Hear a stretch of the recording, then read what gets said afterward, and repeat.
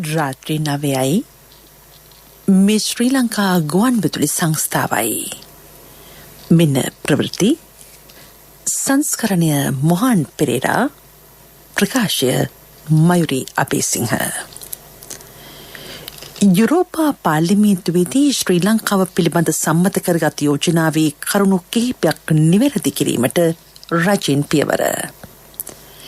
තෙල්මිල වැඩිවීම නිසා ජනතාවට ලබා දිය යුතු සහන පිළිබඳ රජයේ අවධානය.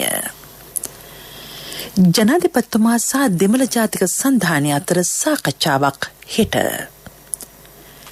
නෞකාවේ ගින්නෙන් පසු කැස්පෑවන් 40කට වැඩි සංඛ්‍යාවක් මිය යයි. වන්දි ගණනය කිරීම සඳහා එක්සත් ජාතීන්ගේ සංවිධානයේ තිදෙනෙකු දිවයිනට. කළුතර දිස්ත්‍රික්කයේ ජනතාවගෙන් 25%කට කොවිඩ් පළමු මාත්‍රාව ලබා දී අවසන්. ලෝක ත්‍යාගශීලී දර්ශකයේ 14 වෙනි ස්ථානය ඉන්දියාවට.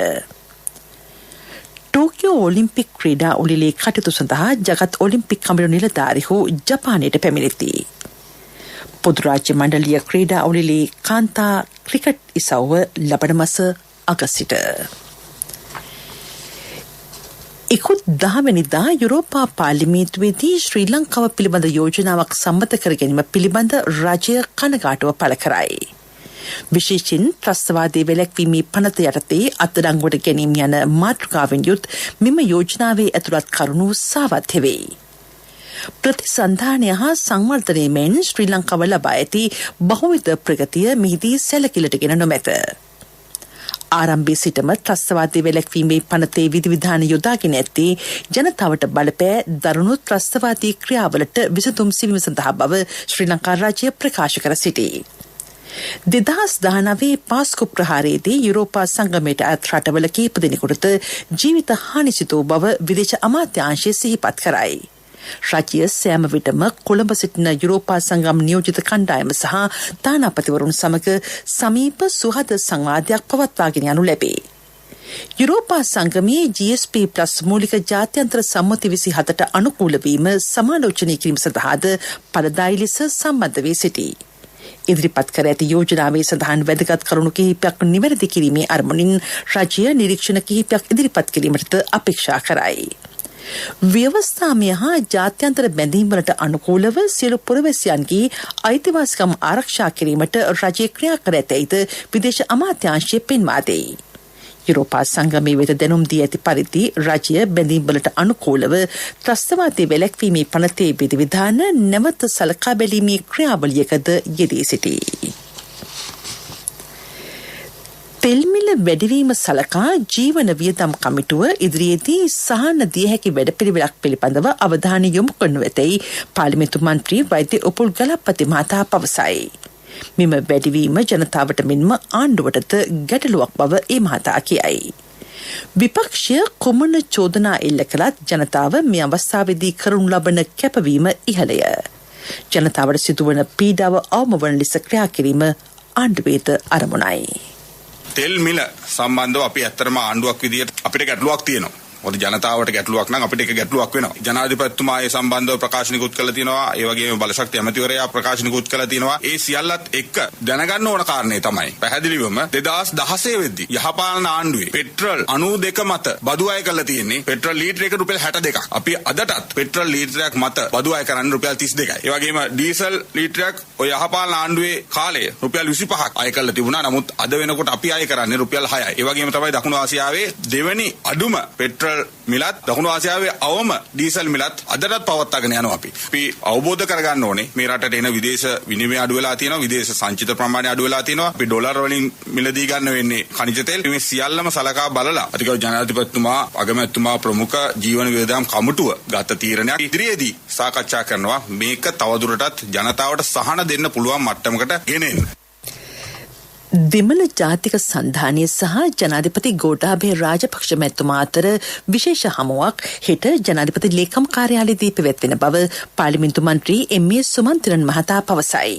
එහිදී නව ව්‍යවස්ථාව පිළිබඳව ජනාධිපතිතුමා සමග විස්තරාත්මකව සාකච්ඡා කෙරේ. නව ව්‍යවස්ථාව සකස් කිරීම වෙනුවෙන් පත්කොට ඇති විශේෂඥ මණ්ඩලයට දෙමළ ජාතික සන්ධානයේද අදහස් රැසක් ඉදිරිපත් කර ඇත. දෙමළ ජාතික සන්ධානයේ මන්ත්‍රීවරුන් කිහිප දෙනෙකුම හෙට සාකච්ඡාවට එක්වන බව ඔහු කීවේය. මේ ප්‍රවෘත්තිය ශ්‍රී ලංකා ගුවන්විදුලි සංස්ථාවෙන්.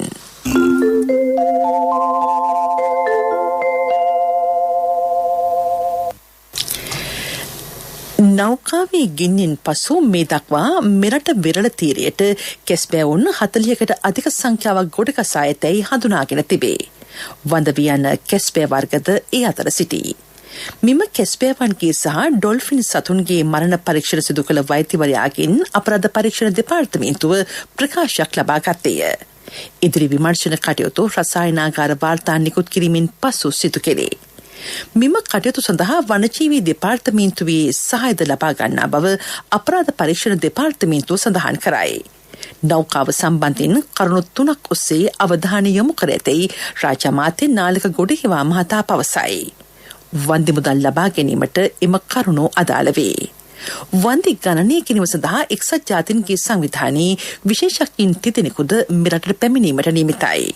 දැනටමත් ඩොලර් මිලියන 40ක අන්තර්කාලීන වන්දියක් නව සමාගමෙන් ඉල්ලා ඇති බව ඔහු කීවේය.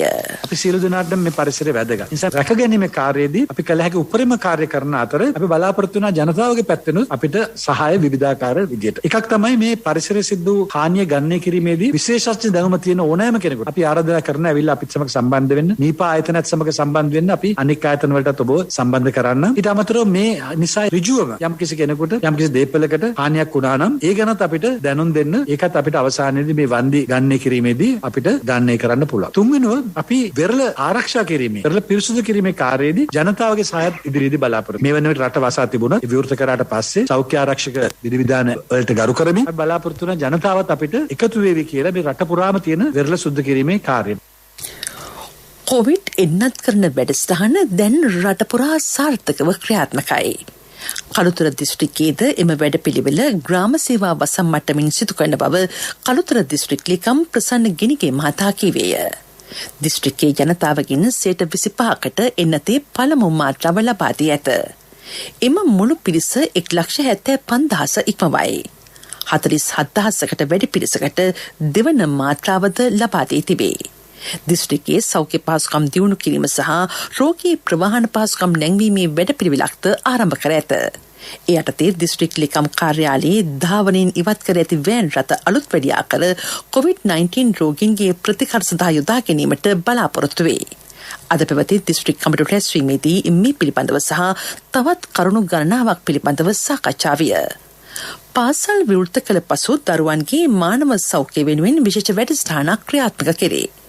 මාර්ගගත ක්‍රමයට අධ්‍යාපනය ලබන දරුවන්ගේ පවතින ගැටලුවලටද විසඳුම් ලබා දීම අපේක්ෂාවයි. ග්‍රාමීය මට්ටමින් විවෘත කළ හැකි පාසල් පිළිබඳ සමීක්ෂණයක් දැන් ක්‍රියාත්මකයි. ගුරුවරුන්ට එන්නත් කිරීමේ වැඩපිළිවෙලද මිට සමගාමීව ක්‍රියාත්මක කෙරේ. ඒ පිළිබඳව අදහස් දක්වන ප්‍රසන්න ගිනිගේ මහතා. විදුහත්පතිවරුන් මේ නව අධ්‍යාපන ක්‍රමයේ පිළිබඳව දැනුවත් කිරීමේ කටයුතු ආරම්භ කිරීමට හිතේශනය කළා. කලාප අධ්‍යාපන අධ්‍යක්ෂවරු 3 දෙනා සහ දේශපාලන නායකත්වයේ මේ සඳහා මැදිහත් වුණා. ඒ වගේම සෞඛ්‍ය අංශ විසින් ඔවුන්ගේ නිර්දේශ ඒ වෙත ලබා දීමට කටයුතු කරනවා. ඊළඟ දිස්ත්‍රික් කමිටුවේදී ඒ සඳහා අදාළ යෝජනාවලිය ඉදිරිපත් කිරීමට නියමිතයි. ඒ අනුව ඒක ජාතික කමිටුව වෙත යොමු කිරීමට කටයුතු කරනවා. ඒ අනුව දිස්ත්‍රික්කයේ පාසල් පද්ධතිය විවෘත වෙනවද එහෙම නැතිනම් ඒ කවදා විවෘත කිරීමට බලාපොරොත්තු වෙනවද යන්නත් දරුවන්ගේ අධ්‍යාපනයේ තෙක් තියාගන්න ආකාරයත් දරුවන්ගේ මානසික සෞඛ්‍ය පිළිබඳව ඒ අනුව කටයුතු කරනවා. ඉකුත් දිනවල පැවති තද වැසි හේතුවෙන් ඇති වූ ආපදා තත්ත්වය පිළිබඳවද සාකච්ඡා කෙරුණි. ඉන් සිදු වූ හානි සඳහා වන්දිගැවීමේ වැඩසටහනද දැන් ක්‍රියාත්මකයි. දැනටමත් ආපදාවන් වලට ලක්විච්ච බොහෝමයක් පිරිස්වල නිවාස පිළිසකර කිරීමේ කටයුතු සඳහා එස්ටිමේට් සකස් කරගෙන යන්නේ. ආපදාවට ලක් වෙලා තියෙනවා ග්‍රාම සේවසම 161ක පවුල් 1414ක් පුද්ගලයෝ 5300ක්. එයින් 30 දෙනෙක් මිය ගිහිල්ලා තියෙනවා. නිවාස 88ක් අර්ධහානි වෙලා තියෙනවා. සම්පූර්ණ හානි නිවාස 4කට සිද්ධ වෙලා තියෙනවා. ව්‍යාපාරික ස්ථාන 7කට හානි වෙලා තියෙනවා. ඔවුන්ගේ නිවාස පිළිසකර කිරීමට එස්ටිමේට් සකස් කිරීමේ කටයුතු සිද්ධ වෙනවා. ඉන් පසුව තමයි අපිට සම්පූර්ණම නිවාස වැඩසටහන කරා කොතරම් මුදලක් වැය වෙනවද කියලා තීරණය කරන්නේ. ඒ සියලුම මුදල් මේ වෙනකොටත් අපිට කොටස් වශයෙන් ලැබෙමින් පවතිනවා. අවශ්‍ය ඕන මුදල් ප්‍රමාණය ලබා දෙන බවට මුදල් අමාත්‍යාංශයත් ආපදා සමනක අමාත්‍යාංශයත් අපිට දැනුම් දීලා තිනවා. ප්‍රමුඛ පුවත් ඔබ වෙත ගෙනෙන්නේ සෑම ගෙදරකම සිටිය යුතු වෙද මහත්මයා සිද්ධාලේප. චීන කොමියුනිස්ට් පක්ෂයේත් වාමාංශික ව්‍යාපාරික සහාය නිසා ශ්‍රී ලංකාවට නොබැඳි ජාතියක් ලෙස ස්වාධීනව ලෝකයේ ඉදිරියේ නැගී සිටීමට හැකි වූ බව අගමැති මහින්ද රාජපක්ෂ මහතා පවසයි. චීන කොමියුනිස්ට් පක්ෂයේ 100 වැනි සංවත්සර උත්සවය අරලිගහ මන්දිරයේ සිට වීඩියෝ තාක්ෂණය ඔස්සේ අමතමින් ඔහු මේ බව කීවේය. ආසියාවේ නැගිටීම මෙසිය වශයෙන් සිදුවන්නේ චීනයේ පිබිදීම මුල් කරගනිමින් බව සියලු දෙනාගේ විශ්වාසයයි. එම ඓතිහාසික ජයග්‍රහණය චීනයට ලැබෙන්නේ 1921 දී 12 දෙනෙකු එක්ව පිහිටුවාගත් කොමියුනිස්ට් පක්ෂය හේතුවෙනි. චීනය විවිධ ආක්‍රමණවලට ලක් වුවත් කිසිදා වෙනත් රටවල් ආක්‍රමණය කර නොමැත. ලෝකයේ විශාලතම ජනතාවක් ජීවත් කරවන රටක් ලෙස චීනය හැඳින්විය හැක. ශ්‍රී ලංකාව සහ චීනය අතර දිගුකාලීන බැඳීමක් පවතී. බලවත් රටක් ලෙස චීනය බොහෝ අවස්ථාවලදී ශ්‍රී ලංකාවේ ස්වාධීනත්වය රැක ගැනීමට විශාල ලෙස උදව් කර ඇතැයි රාජපක්ෂ මහතා කිවේය. එමෙන්ම ආර්ථික වශයෙන්ද රටට විශාල දායකත්වයක් සපයා ඇත. ප්‍රමුඛ පුවත් ඔබ වෙත ගෙන ආවේ සෑම ගෙදරකම සිටිය යුතු වෙද මහත්මයා සිද්ධාලේප. ශක්ති හඬ අවධානය පිණිසයි. බෝන්දල ඓතිහාසික ඕරණිය වැවේ අක්කර 42ක් පමණ විශාල වශයෙන් ජලජ ශාක ආක්‍රමණය කොට ඇත. විශේෂයෙන් එහි ඇති හම්බු නම් ශාකවල මල් පිපි සුළඟිනි විසිර යාමෙන් ගම්වාසීන්ද පීඩාවට පත්ව තිබේ. මෙම ගසේ මල් පොකුරු පුළුන් වෙනි. ශාකය ඉතා සුළු කාලයකදී විශාල ලෙස පැතිරයයි. එම ශාක විශේෂය බැවින් ඉවත් කර එය ගොවින්ගේ ප්‍රයෝජනයට ලබා දෙන්නේ ජනතාව ඉල්ලා සිටිති. හම්බන්තොට වාරිමාර්ග ඉංජිනේරුතුමනි මේ ඔබේ අවධානයටයි. ලෝක ප්‍රවෘත්ති. ලෝක ත්‍යාගශීලී දර්ශකයේ මුල් රටවල් 20ට ඇතුළත් වීමට ඉන්දියාවටද හැකි වෙයි. ඒ අනුව ඉන්දියාව මෙවන විට සිටින්නේ එහි 14 වෙනි ස්ථානයේය. COVID-19 වසංගත තත්ත්වයෙන් පසු නිකුත් කළ පළමු වාර්තාව මෙයයි. ලෝක පුණ්‍යාධාර පදනම වාර්ෂිකව මෙය එළිදක්වනු ලැබේ. විශේෂයෙන් එන්නත් ප්‍රදානයේදීද ඉන්දියාව තම මිතුරු රටවලට ඒවා ප්‍රදානය කළේය. 2020 වාර්තාව අනුව ලෝකයේ බිලියන 3ක ජනතාව තමන් නොදන්නා කෙනෙකුට උදව් කර ඇති බව හඳුනාගෙන ඇත. එම කාලයේදී ඉන්දියානුවන්ගෙන් 61ක් වෙනත් ආගන්තුකයන්ට උදව් කර තිබේ.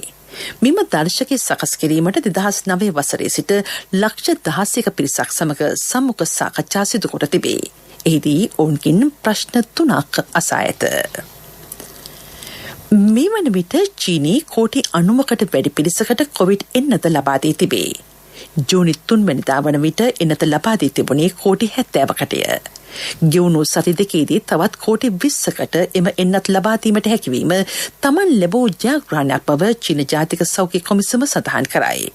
මේ අතර අප්‍රිකානු කලාපයේ ජනතාවට එන්නත් කෝටි 40ක් මිලදී ගැනීම සඳහා ආධාර කිරීමට ලෝක බැංකුව ඉදිරිපත් වේ. එහිදී ජොන්සන් සහ ජොන්සන් තනි මාත්‍රාව මිලදී ගනු ඇත. පෙරසර සංවර්ධනයක පුවත් සම්පින්ඩනය සංවර්ධන පුවත්. ත්‍රිකුණාමලය මන්නාරම මාදම්පේ බෝලවත්ත සහ කපල්තොරේ පිහිටි ග්‍රිඩ් උපපොළ 5 සඳහා බලාගාර සුළම් බලාගාරයෙන් මෙගාවොට් 60ක ධාරිතාවක් එක් කිරීමට කැබිනට් අනුමැතිය ලැබී තිබේ. යටතේ මන්නාරම ග්‍රිඩ් උපපොළ සුළම් බලාගාරයේ සිට සම්ප්‍රේෂණ ජාලයට සම්බන්ධ කිරීම සඳහා ජාත්‍යන්තර තර්කකාරී ලන්සු කැඳවා තිබුණි. එම කොන්ත්‍රාත්තුව හිරු රැස් පව සමාගමට ලබා දීමට ඇමති මණ්ඩල අනුමැතිය ලැබී ඇත. ක්‍රීඩා පුවත්. ටෝකියෝ ඔලිම්පික් ක්‍රීඩාවලියේ කටයුතු සඳහා අන්තර්ජාතික ඔලිම්පික් කමිටු නිලධාරීහු අද පස්වරුවේ ජපානයට පැමිණිහ. එම කමිටුවේ සම්බන්ධීකරණ කොමිසමේ සභාපති ජෝන් කොඩ්ස් ඇතුළු පිරිස දින 3ක් නිරෝධායනයට යොමු කර තිබේ. ඉදිරි දිනවලදී ඔවුන් ක්‍රීඩාංගණවල තත්ත්වයද සොයා බලනු ඇත. නිරුද්ධායන සමයේදීද සොම් තාක්ෂණය ඔස්සේ ජපන් බලධාරීන් සමග සාකච්ඡා කිරීමට නියමිතයි. ඔලිම්පික් තරග විධායක අධ්‍යක්ෂ ක්‍රිස්ටොප් ඩෝබි සහ උප ප්‍රධානී අලෙක්ස් ගිලඩි අද පැමිණි පිරිස අතර වූහ. වසර 2022 එංගලන්තයේ බර්මින්හැම්හි පැවැත්වෙන පොදු රාජ්‍ය මණ්ඩලීය ක්‍රීඩා ඔරලේ කාන්තා ක්‍රිකට් ඉසව්ව ලබන මාස 29 වනදා සිට අගෝස්තු 7 වනදා දක්වා එජ්බැස්ටන්හිදී පැවැත්වේ. මෙය ඕවර් 20 තරගාවලියකි. කණ්ඩායම් 8ක් ඒ සඳහා සහභාගී වෙයි. මෙම ක්‍රීඩා ඔලිලේ පිහිනුම් හා කිමිතුම් තරග දින 11ක් පැවැත්වේ. ක්‍රිකට් සහ ජිම්නාස්ටික් තරග සඳහා දින 8ක් වෙන් කර ඇත. මරණ ක්‍රීඩා තරග දින 7ක් පැවැත්වේ. ව්‍යාපාරික පුවත් ඔබ වෙත ගෙන එන්නේ NSB ගෞරව ප්‍රශංසා. ඔබේ මුදලට සුරක්ෂිතම ස්ථානය ජාතික ඉතිරි කිරීමේ බැංකුව. චීනී ජංගම දුරකථන හා පරිගණක හරහා සිදු කරන ක්‍රීඩාංශී විශාල දියුණුවක් ඉකුත් මාසයේදී ඇති වී තිබේ. ඒ අනුව ජංගම දුරකථන පරිගණක ක්‍රීඩා වෙළඳපළ ආදායම ඩොලර් බිලියන 3කට ආසන්න වේ. එය මාසිකව 4% පමණ ඉහළ යමින් පවතින බව චීන කර්මාන්ත වාර්තාවක් පෙන්වා දෙයි. මෙම ක්ෂේත්‍රයෙන් වැඩිම ආදායම උපයන්නේ ඇමරිකාවයි. ව්‍යාපාරික පුවත් ඔබ වෙත ගෙන ආවේ රට වෙනුවෙන් විශිෂ්ට සේවයක් සිදු කළ ජ්‍යෙෂ්ඨ පුරවැසියන් වූ ඔබට පිදෙන උත්තමාචාරයක් ලෙස ජාතික ඉතිරි කිරීමේ බැංකුව NSB ගෞරව ප්‍රශංසා හඳුන්වා දුන්නා. දැන් NSB ගෞරව ප්‍රශංසා සමගින් 6.75ක අවම පොලියක් යටතේ මිලියන 5ක් දක්වා ණය මුදලක් පැය 2කින් ලබා ගන්න. විශ්‍රාමික රාජ්‍ය සේවක ඔබට වයස අවුරුදු 75 දක්වා ගෙවීමේ පහසුකම්ද සහිතයි. ග්‍රිබ් වාර්තා අනවශ්‍යයි. NSB ගෞරව ප්‍රශංසා ඔබේ මුදලට සුරක්ෂිතම ස්ථානය ජාතික ඉතිරි කිරීමේ බැංකුව. ආර්ථික පුවත් ආවරණය ඔබේ ඕනම අවශ්‍යතාවයකට සුදුසු මූල්‍ය විසඳුම් දෙන එන අය දියුණු වෙන අය එන LOLC සමූහය එන්න දියුණු වෙන්න. මේ වසරේ ජූනි 1 වෙනිදා සිට ලබන වසරේ ජනවාරි 31 වෙනිදා තෙක් ඩීසල් ආනයනය කිරීමේ දිගු කාලීන කොන්ත්‍රාත්තුව චීන සමාගමකට පිරිනමා තිබේ. සිංගප්පූරුවේ සිට ක්‍රියාත්මක පෙට්‍රෝ චයිනා සමාගම එය හිමි කරගෙන තිබේ. ඒ සඳහා කැබිනට් අනුමැතිය ලැබී ඇත. මෙතන වැඩ කිරිගහට යන්න වගේලු. ඇත්තද මල්ලි? නැතුව ළමයිට උගන්වන්න, ගෙවල් හදන්න, ඉඩම් ගන්න. බිස්නස් කරන අයමත් ගොඩක් ඉනවලුනේ. ඔව්. අනිකෙන හැම කෙනාම දියුණු වෙනවනේ. අක්කලට නිසා කියන්නේ ත්‍රිවිල් එලෝපු මට වෑන් එකට පාර පෙන්නුවෙත් මෙතන ඉන්නේ. මේ තියෙන්නේ තැන. ඔබේ ඕනම අවශ්‍යතාවයකට සුදුසු මූල්‍ය විසඳුම් දෙන එන අය දියුණු වෙන අය එන LOLC සමූහය එන්න දියුණු වෙන්න.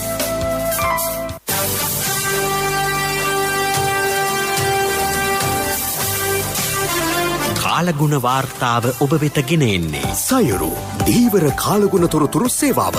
ඔබගේ ප්‍රදේශයට අදාළ කාලගුණ තොරතුරු නොමිලේ එසැනින් ඔබේ ඩයලොග් දුරකථනයට 828 අමතා ලියාපදිංචි වන්න.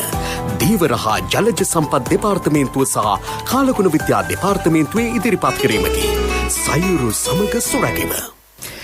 බස්නාහිර මධ්‍යම සහ සබර්ගමුව පළාත්වලත් ගාල්ල සහ මාතර දිස්ත්‍රික්කවලත් වැසිවාර කිහිපයක් ඇතිවන බව කාලගුණ විද්‍යා දෙපාර්තමේන්තුව පවසයි.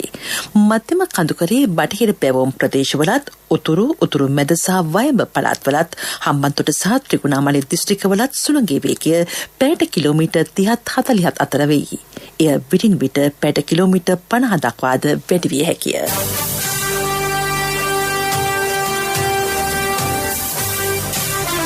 කාලගුණ වාර්තාව ඔබ වෙත ගෙන ආවේ සයුරු දීවර කාලගුණ තොරතුරු සේවාව.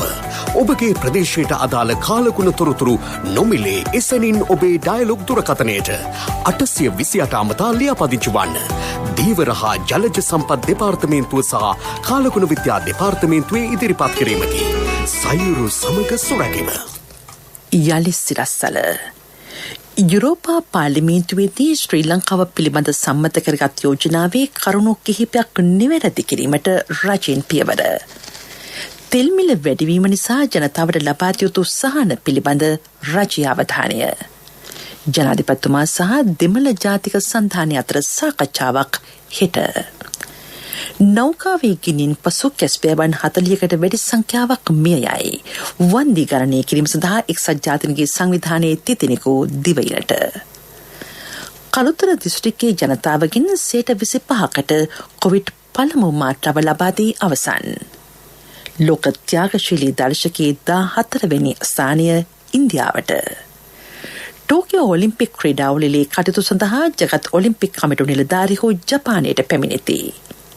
පුදුරාජ්‍ය මණ්ඩලීය ක්‍රීඩාවලියේ කාන්තා ක්‍රිකට් ඉසව්ව ලබන මාස අගස්ට් ප්‍රවෘත්ති සමාප්තයි.